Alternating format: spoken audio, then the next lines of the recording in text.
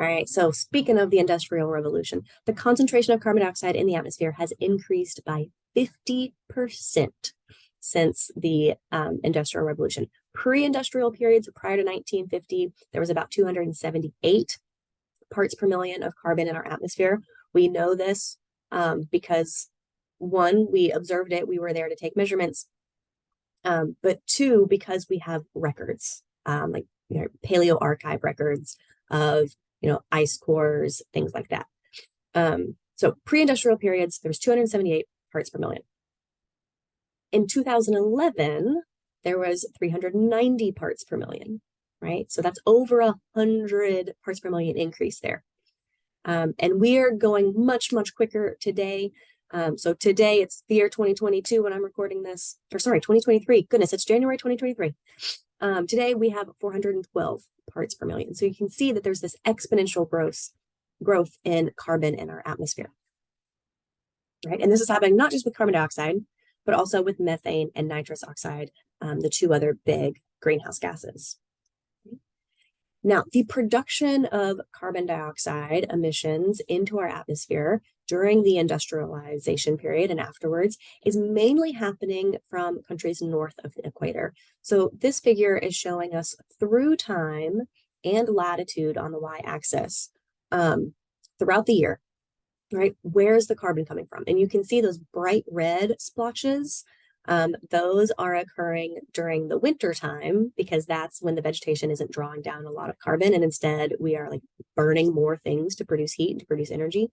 So you can actually see those winter periods where we're producing or we're releasing a lot of carbon, and most of those big red splotches occur north of the equator. And this is where most people live. This is where there's more land area on Earth, which makes sense, right? So of the 555 petagrams of carbon, of anthropogenic carbon, that have been emitted into the atmosphere from fossil fuel and cement and land use changes, less than half of this has actually accumulated in the atmosphere, right? So of all the carbon we've been releasing, only half of it is currently in the atmosphere. Well, where did the rest of it go?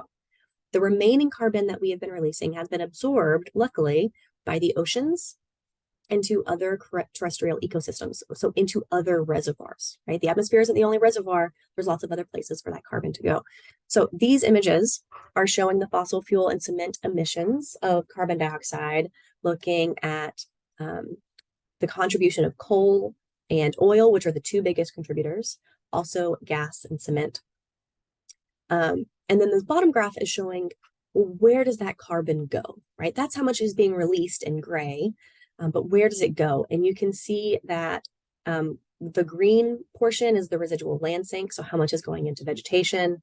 We then have the light blue, how much is going into the atmosphere, and the dark blue, how much is going into the ocean. And you can see that, right, quite a bit of the carbon that we have been releasing is indeed going to places other than the atmosphere, right? Going into those green and dark blues rather than that light blue.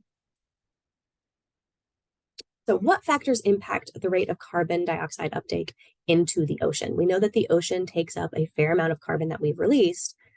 Well, can we make it go any faster, right? What factors limit how fast it can go? There's a few things here. One being how much carbon dioxide is in the atmosphere, right? The more carbon dioxide you have in the atmosphere, the faster that carbon dioxide is going to go into the ocean.